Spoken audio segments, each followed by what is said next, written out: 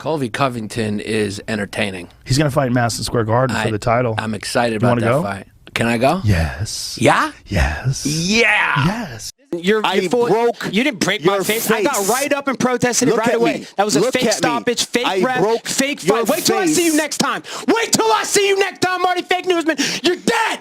You're dead. We got unfinished business. Really? You better show up. Really? I'm coming for you. You said that last time. What happened? Yeah. That first fight was great, and people were like, I can't believe you're fighting again. It's like, dude, that first fight was great. It was amazing. It was an amazing fight. It was an amazing fight. Yeah, it was amazing. I mean, look, dude had his jaw broken and still fought another round and a half. And he's been kicking ass since. Yeah. Oh, So, fuck yeah. yeah. Well, listen, Kamaru Usman, the guy he lost to, is, in my opinion, if there's George St. Pierre's number one, he's number two. And the only reason why, you don't know who would win out of the two of them is because they haven't fought. Right. But, like, in terms of greatest welterweights of all time, it's tough with Kamaru Usman. He's right up there at the top of the food chain. He doesn't have the credentials in terms of the overall volume of impressive victories as a champion because he's only defended. He won the title versus Tyron Woodley. He beat Colby Covington. He beat Gilbert Burns. He beat Jorge Masvidal. He KO'd Masvidal in the rematch. Like, those are the big fights, and they're great, impressive fights. But George's legacy is so long. I mean, George's legacy is just. But George, in all fairness, I don't think he fought the same caliber of competition as Usman has. Is that because the athletes evolved? Exactly. Right. Exactly. Right. I think, and it's no knock on George. George is still one of the all-time greats. And, and George, when he came back and stopped Michael Bisping and choked him unconscious, you got to say, well, Jesus Christ, George is probably even better than he was when he was the champion. Right. Because Bisping is fantastic. But I think that the level of competition that Usman has faced is arguably better. It's such an interesting thing to watch a sport evolve so quickly. Kind of like tennis. I remember it was serve and volleys, and then guys from the the technology changes, the training changes, and with MMA, there's so many different disciplines that you don't know which one's going to start having a bigger impact, and then all the guys are going to. And it's the leg kicks. It seems. Yep. You see guys just get chopped down with those leg kicks, and then it's that they have no power, and they can't throw. They can't even move right. They can't move right, and like you can see the belts. You can see it, like those red belts on the leg. I used to think that those legs didn't do. Those leg kicks didn't do anything. Has anybody ever leg kicked you? No. Do you want to get leg kicked? Only if you do it for America, on me. For America, like full throttle. Oh, 120,000.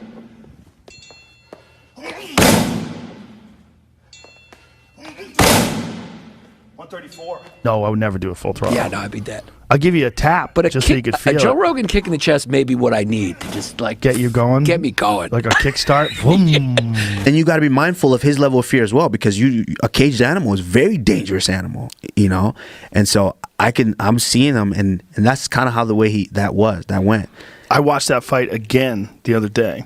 I was playing it in the gym while I was working out. I was like, that is a crazy pace. Came out guns blazing. I mean, it, in my opinion, is one of the very best welterweight title fights ever. I mean, it was epic. It was epic. I'm watching him. Like, I'm going to hurt this kid. It's not the same. But he's going to come out. He's going to fight, but I'm going to hurt him. At no point in that fight did I think I wasn't going to hurt him. When you dropped him in the final round, when you stopped the fight, when you dropped him, you saw him go down. What was going through your head? I was like, oh, I'm hitting now. I'm hitting because when you land a punch good, you don't really feel it. And so at that moment, I was kind of clipping him. I was connecting. Everything I clipped him with was he was feeling the power at that point. The way I hit mitts with my coaches, Henry Hooft and all these, it's all the same. It's not all tap, tap, tap, tap, tap here and then a little bit of power here, tap, tap, tap, tap here, a little bit. Yes, I know how to do that. I know how to mix it up like boxers do. They know how to put a little bit into this, distract you with this, then touch you with that. I know how to do that too, but I carry the power all the way throughout. So by the fifth round, when I hit him with I hit him with the body and I hit a punch. I hit him with the right hand that stunned him and he stumbled back. And at that point, I was just in the driver's seat. I'm like, okay, I'm feeling him. And then I hit him with a left hook. Boom. Respect due. I'm no hater. I know this kid can fight. I know he was good. I knew he was tough. And I knew he was a competitor as well. He's always been a competitor. I knew guys that were on wrestling teams with this guy. You know, besides John Jones, I knew other guys, you know, that I'm good friends with that wrestled with him. So I've always known that he was a competitor, that he was going to come out and try to compete. You know, but like I said, I just mentally, I think I'm just on a different level than these guys, just because everything that I've been through, that I've done in my life, has shaped me into the man that I am. So mentally, I'm just on a different level than him. Well, you have to have that attitude, right? Yeah, and I felt it. I knew it, and I felt it. And now so more so than ever, because now you've got all the fans, but you know, on what he's got his fans. Everyone has fans that are gonna talk shit to you. Well, there was the first time that you had a close fight in the UFC, which is kind of crazy. I mean, think about your career; it's pretty fucking nuts. I mean, you win the title over one of the best welterweights of all time, Tyron Woodley, and you just dominate him, right? You think about all the other guys, Dos Anjos, all those guys you smashed, and I mean, you had a crazy run up to the title, and then a crazy title winning effort, and then this was the first time we saw you in like a very close fight. Yeah, I mean, and attest to him too. Like, he's a tough guy. He's tough as fuck. At the end of the day, you know, to make fantastic fights, you got to have the right dance partner. Yes. And Frazier needed Ali. Yes. They need each other. And he was the right dance partner. And to be honest with you, you know, if I didn't take too much out of him, because each fight takes something from you, you know, internally. So if I didn't take too much from him, I think I might see him again, to be honest, because like it's clear that we are the two best guys in the division. And so, yeah, I mean, I look forward to seeing him again. I think you guys will see each other again. I thought it was crazy. Crazy fight. I thought it was crazy. That was a wild fight. I like what you said, you know, even though like even though Colby talk like that, most guys that talk like that and like act like him can't fight, he can't fight. He can fight. He tricks you. He does. He tricks you into thinking he sucks. He's wearing a cheap suit. He's carrying around Donald Trump Jr.'s book. He's wearing a MAGA hat. His suit He's on the same $3. page. He's on the same page.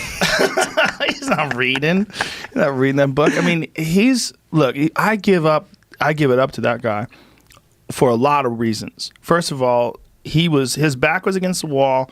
The UFC was telling him they're going to cut him after this fight with Damian Maia. They don't like his style. They think he's boring. They literally told that to him. Yeah.